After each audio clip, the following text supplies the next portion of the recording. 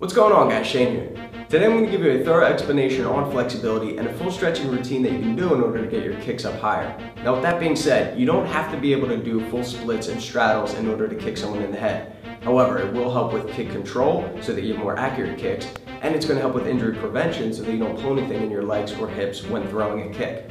We're going to start off with a mobility dynamic warm-up before we get into our static holding stretches, because you want to make sure your body is warm before you start going into those splits and straddles. I just woke up, so I need to make sure I get a proper warm-up in. Let's get it started. Getting started with our dynamic warm-up, I want you to remember these as like calisthenics, things like squats and lunges to warm up the muscles. Our muscles are like taffy. If it's cold and you pull it, it's going to snap. If we warm it up first, it's going to get nice and stretchy, and that's what we want. So we're going to start from the bottom with our calf raises. And with each one of these exercises, we're just going to do them for 30 seconds. Starting from the bottom, then we're going to work our way up. So after 30 seconds of calf raises, and you can go inward with the toes, outward, straight forward, then widen up the stance for squats about shoulder width apart a little bit more. And when you do your squats, you want to go nice and deep, nice and low. And the calf raises will help with mobility. It'll help you drop lower into your squat. You want to make sure that your butt goes past your knees. You want to go past that 90-degree bend. You're not going to injure your knees, just make sure you drive your knees outward, not inward. And if you don't have any extra weight, you should be fine. So we're going down into these squats again for 30 seconds, and then we're going to work our way up a little bit more into the hips and keep working the legs with lunges. And you can just do an alternating lunge. You can do a warrior lunge where your arms go straight up and you get that nice stretch up to the ceiling. All right, again with these, you don't want your knee to go past your toe like this. You don't want your weight to go forward. Your knee should be directly over your heel. You can reach up to the ceiling and keep your hands at your side. Again, 30 seconds, just alternating, working those legs and starting to hit the hips as well. From here, we're gonna get lower abs. We're gonna go hamstrings, hands on the hips, and we're just gonna do hip rotations. All right, we're gonna go 30 seconds in one direction, and then we'll switch, and then we'll go the other way. From here, what I like to do are twists. Again, we're gonna hit the lower back. Everything in the core area is gonna be worked when we throw kicks. So we need to make sure that we do warm it up. So we're going with these, again, 30 seconds of twists. And there's other exercises that you can do, like gate walks is another one that I really enjoy. So you're gonna bring your knees straight up, you're gonna keep your toes up high, then you're gonna bring your leg out 90 degrees. Nice and controlled, you're gonna touch your heel to the ground and you're gonna come right back up, forward, heel touches the ground, up, out, down, 30 seconds on this side, and then you'll switch. And this is also gonna help with balance as well. All right, gate walks, up, out, down, up, forward, and down. Okay, and like I said, you can mix it up. You can do variations of these. One last one that I really like to do before we get into our static stretches is side lunges. So you'll notice that these really do emulate going down into a static stretch, except we continue to move, and that's what a dynamic warm-up is. We're not in a static holding stretch. It's more of that mobility, so that we can get into the position and just warm the muscles up. So, toes are facing outward. We're gonna drop down to one side, up and to the other, up and to the other. And if this is too challenging, if you feel like when you get to about this point, you're already getting a stretch, then I want you to do other things like sumo squats. So you're gonna go toes out and drop all the way down. Not as much of a stretch here, but you're still gonna warm up the muscles. And remember, it's a process. You have to stick with it. You have to be doing your stretches 3-5 times a week, if not more. You can do them daily, absolutely. And with these stretches, whether it's dynamic or static, you can do them pretty much anywhere, in the office, while watching TV, while checking your phone, and that's the mentality that you need if you want to get flexible. Okay, so let's say you did about 3 to 5 minutes of a warm-up, you're sweaty now, and that's what you want. You want to be doing your jumping jacks, you want to be using a foam roller if you have one, or deep tissue massage, or even just take a hot shower. Get the muscles warm before we start to stretch them. Now from here you can go into your workout, right? You can do your shadow boxing, you can do your heavy bag, you can practice your kicks and what have you, and then you can get into your static stretching. Or if you're just focused on stretching today, dynamic warm up, then static stretches. Okay, so the first one that we're gonna do is probably my most hated one, is a hamstring stretch. So from your butt, legs are completely straight. And again, you wanna make sure that your hamstrings are warmed up before you get into doing these. And you're just going to try to bring your chest to your knees. You're going to try to reach for your feet. Why I say it's my most hated one, I have very tight hamstrings, all right? But we need hamstring flexibility in order to throw front snap kicks, in order to extend our leg for pretty much any kick, like roundhouse kicks and side kicks. With this stretch here, you want to make sure that your knees are not bent. The second that your knees start to bend, the stretch goes right out the window. You're not hitting your hamstrings anymore. So if you can't reach your toes, that's fine. Start here, right? Start with your hands on the ground. Start with your hands on your knees, but make sure that your legs are straight. With each of these static stretches, you want to do them twice, 30 seconds each.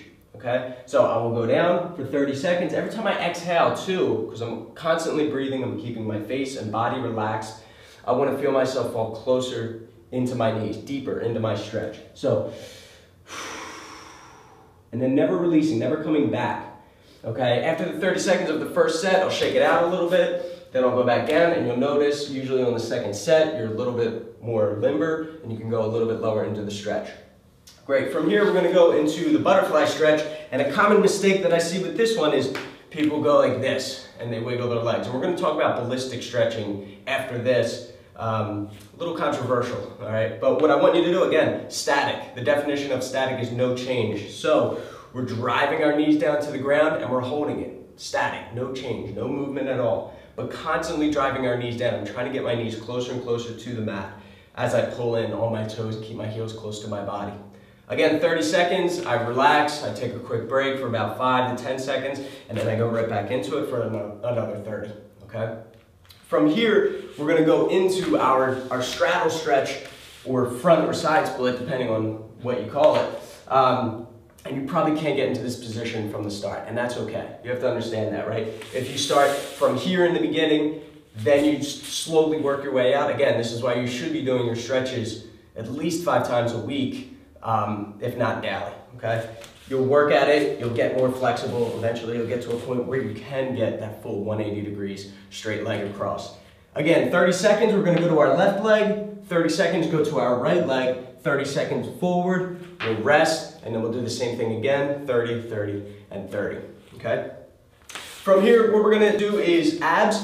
Again, if we throw a kick, you have to think about it like that. It's hips, it's core, which is our abdominal muscles, and then, yes, it is our legs. But we want to make sure that we're stretching our abs, and we do that by keeping our legs flat to the ground, hips down, arms straight, arch your back, look up to the ceiling, and you'll feel a stretch, especially after doing crunches and sit-ups. You'll feel this in your abdominal muscles. Great stretch here.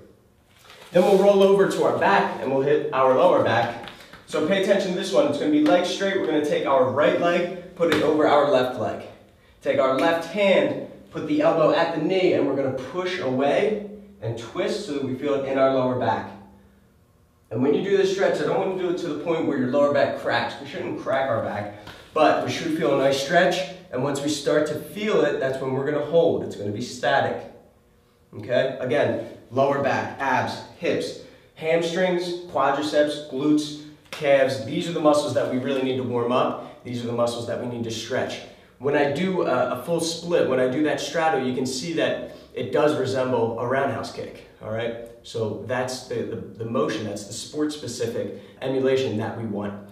Now let's talk about ballistic training. So this is a little controversial because in a college kinesiology class, they'll tell you to never do ballistic stretches. They say you'll be prone to injury because you're forcing your muscles to do things that they can't do naturally.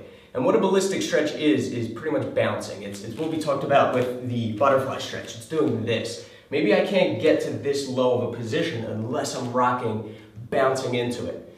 And the argument there is, well, if you keep doing it, you're gonna pull something because your muscles aren't flexible enough yet. And this is true. However, it's a good way to get to that position. It's a good way to get to that point. Ballerinas and gymnasts all do their ballistic stretches. People in college, in kinesiology classes, are telling you not to do it. Who do you think has better flexibility? Probably the ballerinas and gymnasts.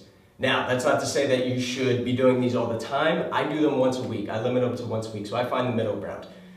I understand that ballistic stretching can be done if you do it controlled and you do it correctly. However, it can cause injuries, so you need to be careful with them. What I recommend is doing a full warm-up, like I said, with a foam roller, deep tissue massage, dynamic warm-up, then your static stretches, so you're full limbered up, then you go into your ballistic stretches. So some examples of these are using a wall to practice your axe kicks or your high kicks. So I'm going to put my right hand on the wall and we're going to be focusing on our right leg. I'm just going to swing back and forward. I'm gonna try to get higher and higher with each kick.